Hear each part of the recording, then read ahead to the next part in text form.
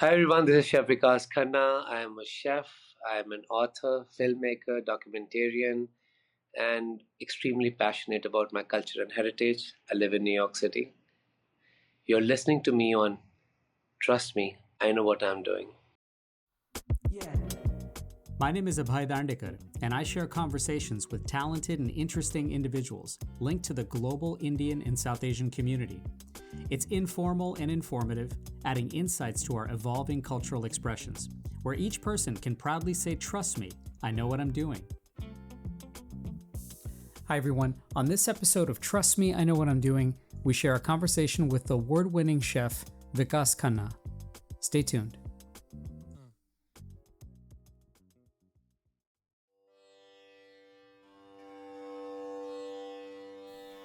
So thank you all once again for listening and watching Trust Me, I Know What I'm Doing, and expressing and building community, and for sharing with your friends and family. Your support reminds everyone that conversation is the antidote to apathy. And if you're enjoying these, please share a kind rating and review and follow along on social media. And hit subscribe up there, as I'm really quite grateful. So we've talked on the show before about this sometime elusive feeling of home. I know it's not an Indian or South Asian thing, and this longing is quite universal, but it's interesting to think of the endless mechanisms in our hearts and minds that spark this journey. Sometimes this ignition and the courage to find this sense of home happens from an ambition that builds with creativity and achievement, combined with loss and tragic disruption, motivating us to find a courageous and cathartic path forward with renewal and purpose. So I was truly drawn to share a conversation with renowned chef Vikas Khanna, whose new restaurant BUNGALOW opened in New York City just this past spring. Vikas was born in Amritsar, and with the resilience of overcoming a major foot disability and the powerful encouragement of his grandmother and mother, began his journey as a chef, running his own successful catering business at 17. He then moved to New York City, where he started from scratch, working countless jobs, faced bullying and racism, and eventually found liberation and success, garnering consecutive Michelin stars for his restaurant Junoon. Vikas's impeccable spirit of team and timing have built an entire global ecosystem of offerings, from multiple restaurants to best-selling books to serving as a judge on MasterChef India and to making films.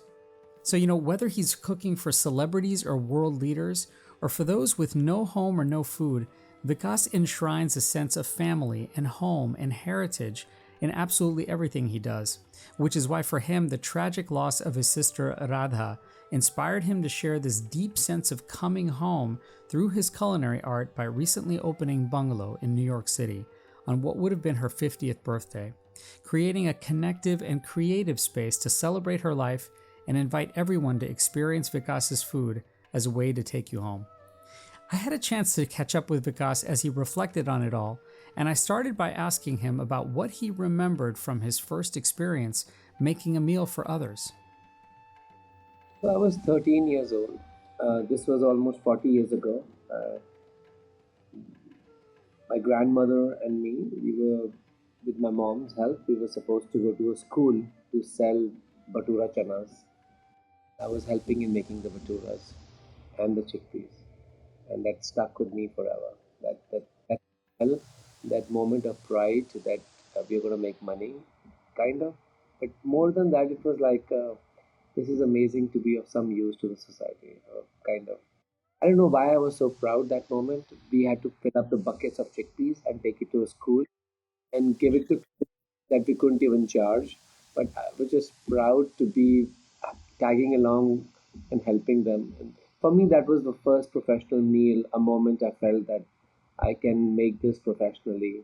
I felt that I can turn this entire passion of mine of cooking into a profession. I was very young, and I was just getting into my teenage, and like this was the meal I really remember. I really remember packing all those things in newspapers, and there was no taboo at that time that you can pack anything in newspaper.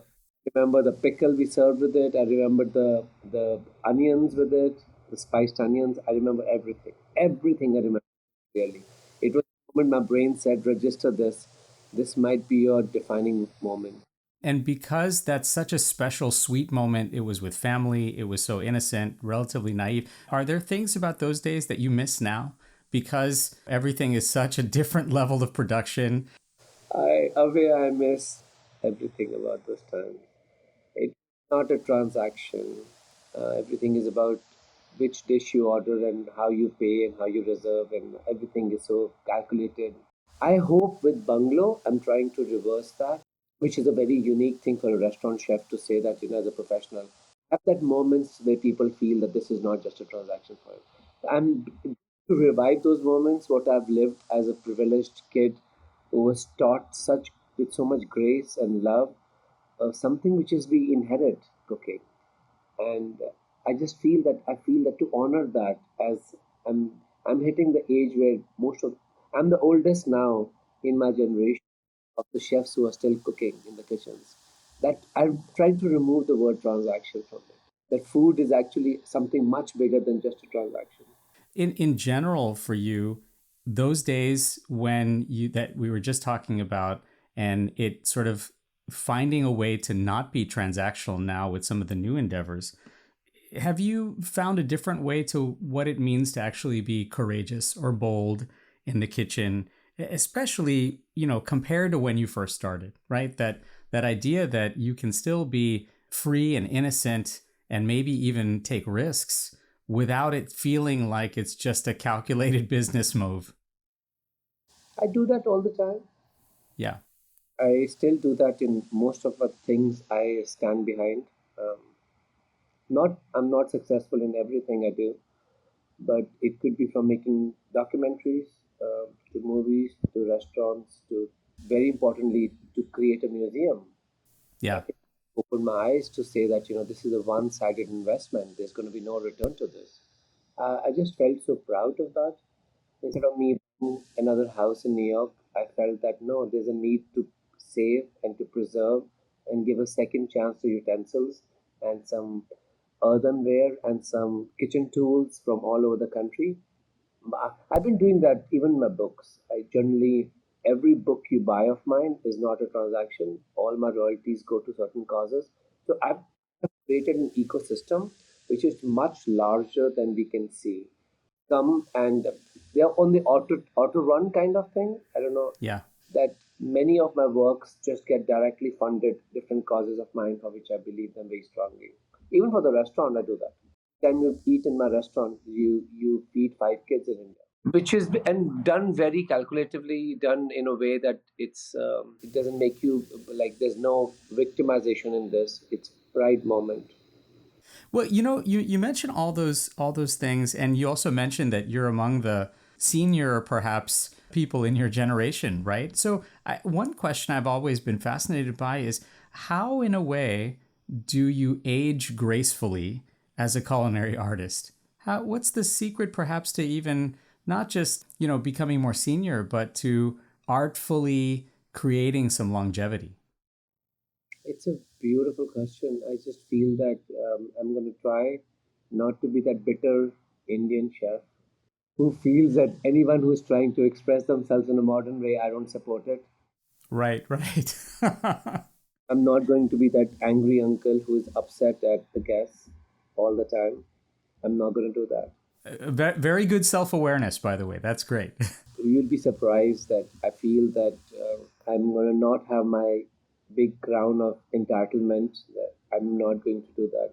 I'm going to every day in the kitchen and the restaurant, and to earn this crown every single evening, I'm going to fight for it.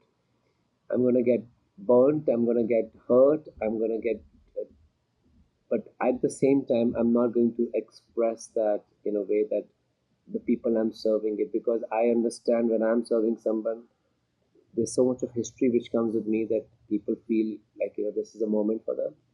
I'm going to do that, but I'm not going to be that bitter guy who some Indian chef get a Michelin star, and I'm going to rather be celebrating. I'm going to be angry with that and start using those slurs that they don't know how to cook. I'm the master. Look at my. I am not going to do that.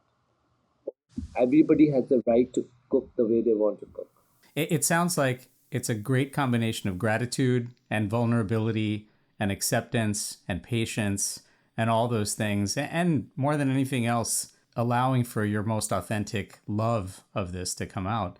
I was thinking a little bit about this new endeavor that you have had and that so many people are enjoying now. But so far, at least, what do you think most people are finding surprising about Bungalow? I think I'm so accessible. That there's Vikas all the time. I get people crying and being so emotional about this, and also that if they bring food, that will I taste it? And I'm like, and that shocks people a lot that I taste everything people bring for me. And somebody asked, don't you feel no last week? Don't you feel scared that people are getting? I said, if I have to die this way, I'll die this way. I figured it out.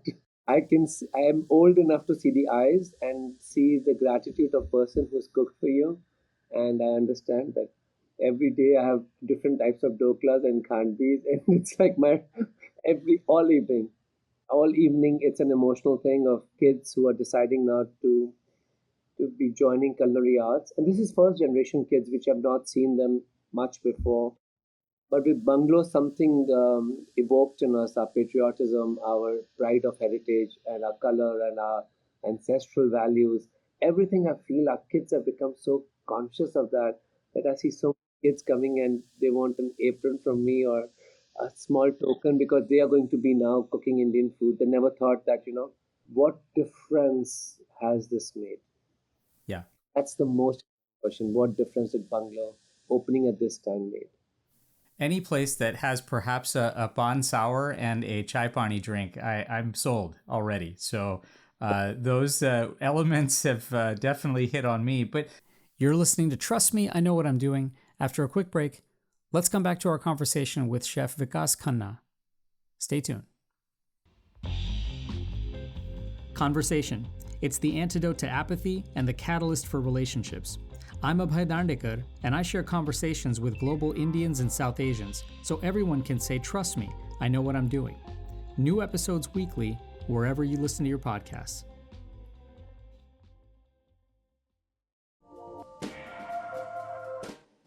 Hi, this is Vidya Balan, and you're listening to Trust Me, I Know What I'm Doing.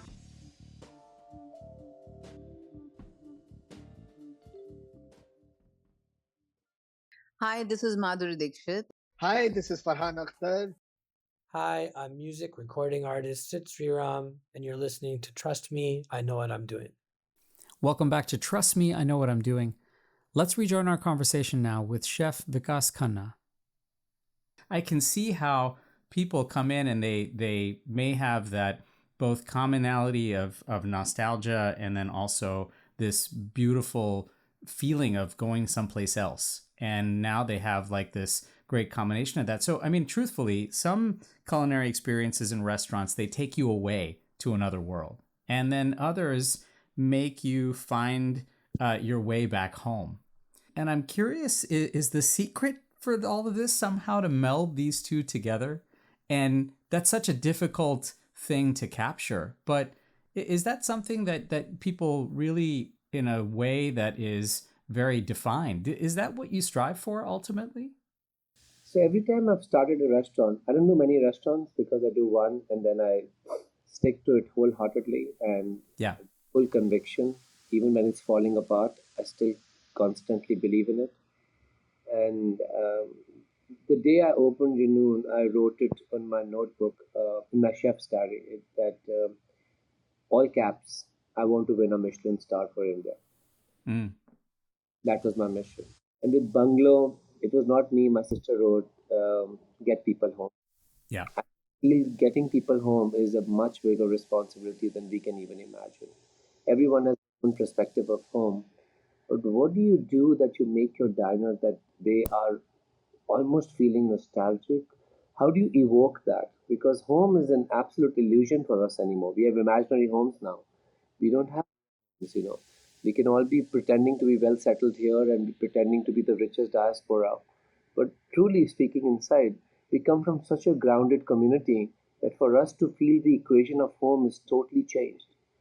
It's totally changed. It has been stuck in time somewhere back home where it was so much of love and so much of security for kids that you don't need a therapist. It worked as a therapist. The entire community system works as therapist. What do you do to create that? I think sense of smell, I figured out. Sense of interiors, sense of safety, and sense of taste. What do you do that when you put a plate in front of them and they feel that this is a way which is leading them to home? How do you just serve a simple, humble dal and it has to evoke a memory of this is how their grandmothers served them? It's a big job undertaken, and I'm ready to sacrifice every moment of my day just to keep this on doing this on repeat mode, and every time make it feel like this is fresh for the guest, while you serve 300, 400 people a night. Anyone who comes has to feel this is the fresh moment for them. A fresh kitchen has opened up for them. It's a And of course experience plays a big part of this. I will agree on that. I will say that getting people home is possibly one of the biggest gifts. That's the only place we felt so secured. Let me think about this one for a second too, because as you are, like you said, you stick with something through thick and thin. Is it easier to build trust with people coming for the experience with reliable consistency or reliable variety? Restaurant is a combination of a lot of things, and people do not realize that people in my industry also find it hard to imagine when I say this, that it is not an industry of food, Yeah. industry of people. Being with someone whom you love too much and you care about that moment, and your dining experience automatically is enhanced, right? Yeah. And I feel that that adds to it. The moment you're with somebody, it adds to it. Yesterday night a girl was proposing to another girl and she said, can you make it special for me? And क्या बात है? the reason this entire industry changed for me is because of my sister and me, we used to go out to dine, and most of our pictures after she passed away were in a restaurant. So many of these pictures are so emotional because it happened during some time in life. It was a celebration, or it was too much of pain we were going through, or too much of darkness. And the only way we could overshadow that darkness was going to a restaurant and eating a meal. Mm. Her presence in my life and her non-presence in my life has made me very empathetic to diners. I don't know what happened to me. I'm not the same guy what I was before February 28, 2022. I'm not the same guy. I know that. But its consistency in that relationship is very crucial and very hard. I love how you said the consistency in the relationship. And so that could mean so many different things to so many different people. And that gratification that you find for everyone's experience must just be magic. When it comes to the food part, is it more gratifying to simplify a very complex recipe or meal, or help a simple dish feel very complex and rich with experience? We play between these. If you see all my creations at Bungalow and how they look like, and Yeah. you're serving a dish in Manhattan restaurant where you dream to inspire an entire generation of chefs. You cannot be serving stuff which they have seen before. I also learned one game that it's the game of originality. The moment you see a dish, you should be able to, oh, that's this restaurant. And should be able to, even if it's chicken tikka, the way you do that whole game around it, the plate around it, the sauces, the positionings, it should be like, oh my God, this is Bungalow does this. Your signature style has to evolve without taking away from the dish. It's a lot like your fingerprints. Yeah, one of the most famous dishes I've invented in this restaurant is the dahi ke kebab. Now, this name itself is very like complex and for me, like dahi and kebab. It's dahi kebab. It's the way we wrap the yogurt, seasoned yogurt in ketafi. It goes through lots of terms and conditions of freezing, non-freezing, so that, and it has to look perfect the way the ketafi is wrapped around it like sevenia, and then it's fried and served on a. I had a pickle in Ahmedabad of cabbage in 2015, and I mentioned it in one of my books. They create a pickle out of cabbage and then I puree that as a base. and then there's a mango gel on the side. I'm not trying to do fusion because that tikki is going to taste exactly dahi ki tikki somebody has is going to be transformed into a whole new way of adding more layers to it. With it away from it. I'm not doing any fusion food. But if you look at the dishes, how I present the food and how it looks like, it has to familiarity is very important in dining because this belongs to us. It belongs to ancestors. I love that also because you're right. There's such a blend of all of those things. I imagine that as you're talking about this, right? I mean, you can tell in your voice that there's such passion in being able to make sure that you're respectful to the tradition, but you're also presenting it in such a unique kind of signature way. And then I think about all the other things you do, right? So for you as an artist, is there at all this expressive storytelling joy that clearly you get from cooking and presenting, but that there's also maybe a void when cooking or running a restaurant doesn't completely capture all of this? So, do you solve that by doing the other things, right? The writing, the making movies, or are those completely just separate endeavors? Is everything kind of an extension of all that you have to present as an artist? So many years ago, I was told by somebody that you're never going to be equal to us. Hmm. Wow. Whatever you do, you'll always be inferior. And I think that thing really hit me very hard. Generally, I'm a very thick-skinned. I love Salman Rushdie told me one time that I have skin of an elephant and heart of a poet. I like Yeah. to believe that, but few things penetrated me very deeply. And that moment when somebody said that to me, I did speak about that in one of the Shah Rukh Khan's TED talks I did with him. That one little moment of being less. I don't want to be less. I want to be in multiplications. The way we also have a very limited shelf life of a chef. I understand, but I've been very successful in doing things which no chef would enter those territories. Hmm. To make a proper feature film, you write, you direct, you do the makeup, you do the costumes, everything. Of course, I'm putting my own money, so you don't expect me to have $100 million movies. They're real movies with real missions. Use my voice in a much magnifications when I tell a story which is to the heart, to the point, and also entertains you. It sticks with you. It also has the potential to reach the Amazon. It also has the potential to reach the eligibility list of Oscars. I do work like that. Otherwise, I'm totally goal driven. If I'm making a movie, just finished a movie 2 days ago with Shivana Azmi. It's about a failed chef in New York who signs the wrong contract and has been for 20 years. And that's a dark side of our industry. It's a very dark side of our industry, especially in America, where you're made to sign contracts and you can't get out of them, and you have to be almost like modern day slavery. I like to use that voice of experiences. Like to use that voice telling the story. I think that is why even my books, if you read any of my two books, it looks like it's done by two different people. Yeah. And what's amazing about that is that those voices continue, and it's interesting how the drive for that, of course, comes from so many unique things, right? A fulfilling way to really capture what it is that you want to say, whether those are the bright sides or the dark sides, or even the idea that someone at some point told you that you won't be as good as something, and how it's so powerful to shape that into something new, something different, and something very vibrant.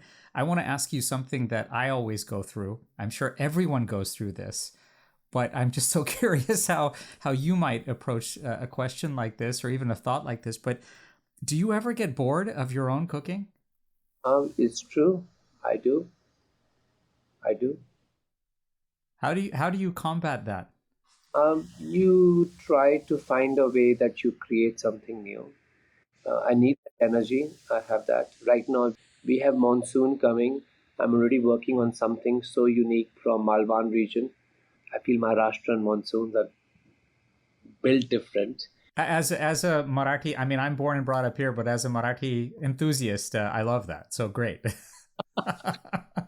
A Punjabi guy speaking about all these cultural aspects of the country. It's important that we find way to pollinate all these cultures.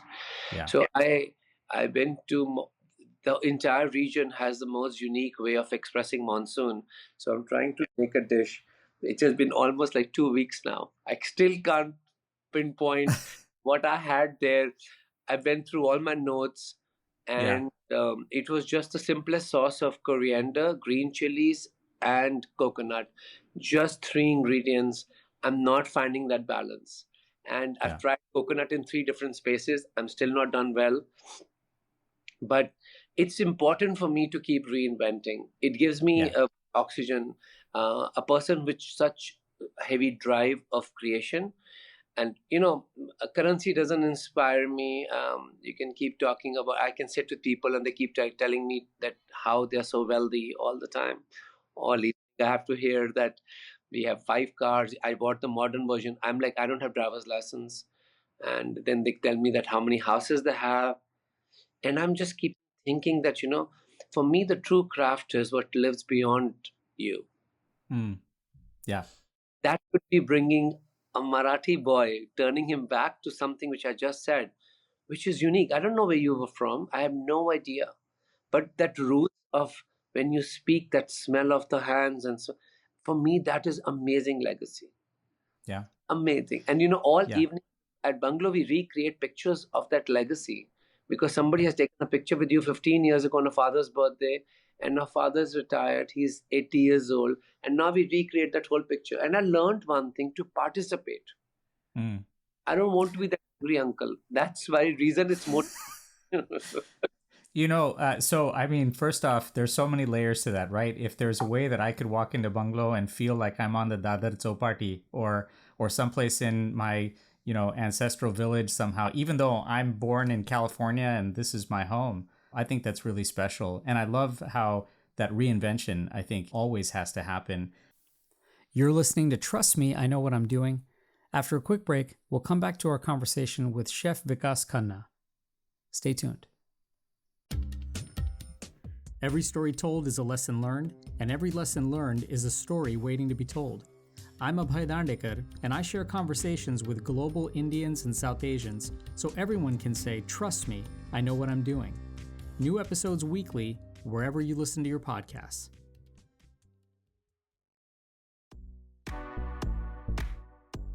Hi, I'm Krish Ashok, author of Masala Lab, The Science of Indian Cooking, and you're listening to Trust Me, I Know What I'm Doing.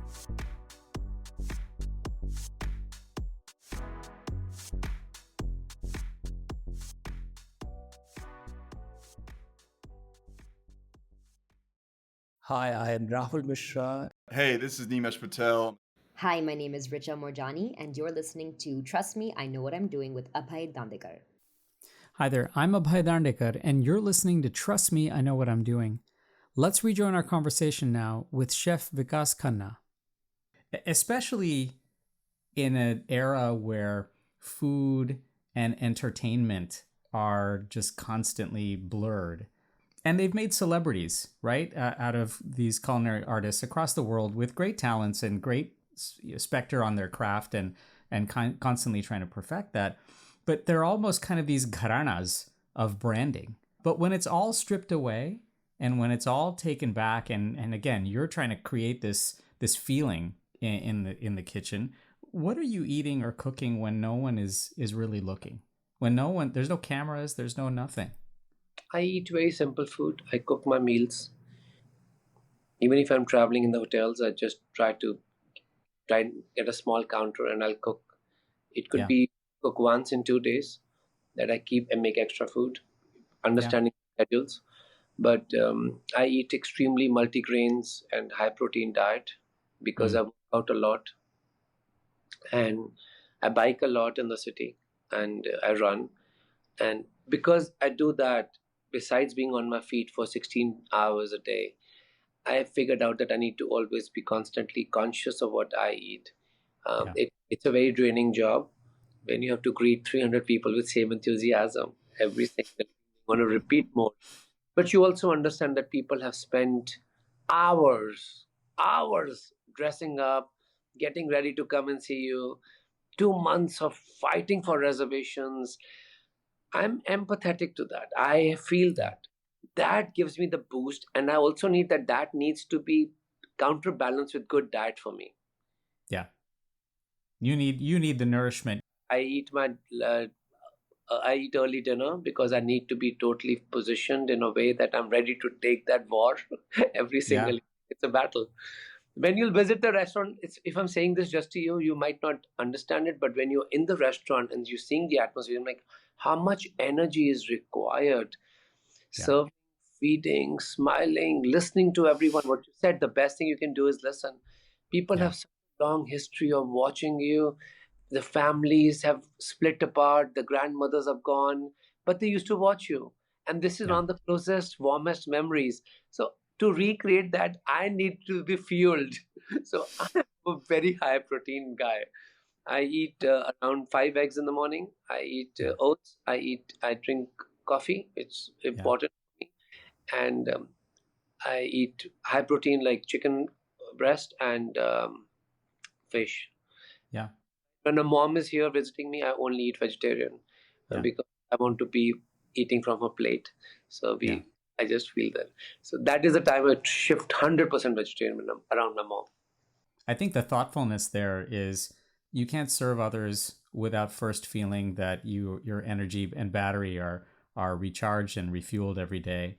And I imagine that there's an energy you also draw from, again, this whole feeling of home, right? And New York City is now your home. It's where your soul is. It's been your home for a while now, and yet your formative experiences and your maybe the heart of things happen in India, and the heart of your menus, the foundation, what so many people enjoy at your restaurant. So in a world that's very globally connected, do you feel like, again, the nostalgia, the idea that people have for Indian cuisine, it is as diverse as it already is it actually changing to, in a way, locate it away from its natural home? That there's a New York ecosystem, there's a London ecosystem, there's a Dubai ecosystem. Is Indian cuisine actually changing at all, or are we just using different manifestations of it? Beautiful question. It's it's never going to be the same cuisine what you eat back home in the native countries. America doesn't have that kind of produce, and I've been very vocal about that. And I grow some stuff from flowers to some produce so that I can bring those smells back. One of the first things I said, the smell of home is quintessential for me. Yeah. And it could be as simple as the sandalwood on a grandmom's forehead, defined home as a child. I feel, I could be wrong. I'm still not so experienced in this. That one of the most important things you do as an artist is you evoke a sense of belonging in people. It's very difficult to replicate the dining experiences people have at their homes or in restaurants in their native countries. But when you come to Bungalow, you're going to feel that I am almost transporting you to India. So this was the compass. I have to either whitewash this or take my mom's side. It was that clear to me. So I went all the way, this compass went all the way towards the side. The moment you come into Bungalow, of course, once you get seated, I will tell you a few things which happen on the table, which are still very less happening in Indian restaurants. The moment you sit down, you're going to get a wipe with a sandalwood smell moment. And also, it tells you to wipe your hands, fasten your seat belts literally. That we encourage you to eat with your hands. The moment you have that, you will be served some creation of mine, which is in form of crisps or papad or anything. We do it many things in house. That will be served. Again, for middle class kids, very important. The moment you get served your meal, you'll be served pickled onions, chilies, lime, hot sauces which have pickling flavors to them. So imagine the moment you finish your food, we're going to start. Even if you're having dal, we're going to serve you bowls, so that having a dal in a bowl is a whole different spiritual experience than having it on a plate and trying to figure out how to eat it with a fork. I've been to so many restaurants where they gave me fork to eat Indian food, and I don't know how to eat with a fork because we were always given a spoon, right? And the moment you finish your meal, you're going to be served The moment you get your check, it's going to come with a saunf, with also spice mix blend. That saunf is from Ahmedabad. Is possibly the best saunf you will eat. I stand by my word, because that saunf made you feel that you are safe when your dad paid for you, when your parents paid for you. There was something about that little saunf of the carefreeness and the freedom that you did not expect the world to be like this at that moment. That I've seen people go emotional breakdown just having us. I know it's such a simple thing, but it's all packaged, it's all branded the way it comes to you. Just trying to make a dining experience close to home, and the effort it takes, it has to look seamless, but the effort it takes, what you said, it can't be away from the native home, because this is what your reference is. You didn't create anything, everything was given to you in heritage. First off, that's so beautiful and so lovely to think about, that there's such respect to that experience, respect to the tradition, respect to the heritage, and yet it feels new, and yet it feels like it's something that is fresh, and you want to come back to that over and over again. You know, when people are tasting your food or hearing the story, even, or seeing you in person, right? They might be seeing you on television or on the internet. They might be reading a book of yours or at your museum. They may even be the recipient or on the receiving end of your philanthropy, especially when they're experiencing you for the first time. This is the first time they're getting introduced to Vikas Khanna. How do you want them to feel? No matter what element of the Vikas Khanna experience they're receiving, how do you hope they feel after that first time in experiencing your work? That this is that crazy guy from Amritsar without any resources, with just one single willpower, that I want to present my heritage to the world in the most authentic way without changing its form. If he can do it, we can do it. Mm. I hope if there is anything like legacy, that's the only legacy. That if he can walk into from those narrow streets of Amritsar, selling those breads on the street and the schools, and he could create this in a totally most difficult, challenging city in the world, we have no reason to say that we can't do this. We should be also loud and proud of our heritage. Our parents, our grandparents were chosen by gods for us. Gods chose us which home we are going to be born. And he kept finding that reason and kept expressing his gratitude for where he came from, because he just had to prove one point, that he was no less. Just one point. Just one. I don't want to be equal. I just want to be better. I don't want to be equal. You know, well, on a journey of inspiration and gratitude and authenticity and such sparkle, I can't think of a better way to, experience you and your work. Vikas, what an absolute joy this was. I'm really so grateful, and I hope we can visit with you again down the road sometime. Yes, I want to see you at my restaurant and see what I'm trying to create every evening. I can't wait. Thank you so much, Vikas, and please go check out Bungalow down in the East Village. Many thanks again to you for listening, and hope you can pass this along to someone you know, and please share a kind rating or review wherever you might be listening or watching. As the kids all say, it's quite Sigma to be kind to other people and to the planet. Till next time, I'm Abhay Dandekar.